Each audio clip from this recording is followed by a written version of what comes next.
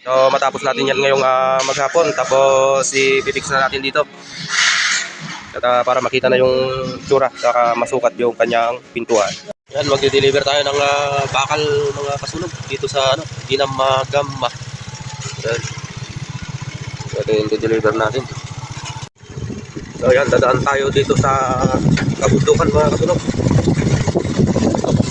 Mga punong kahoy lang makikita natin dito at mga maisan. So yan mga kasunog, ang ganda ng tanawin dito sa may parting Ginamagama. Ganda ng bundok. Tumigil lang tayo ng konti dito dahil nagbawas tayo ng konti. Ito yung gagawin natin mga kasunog. Ang hanging na door. Project DN dito sa Ginamagama.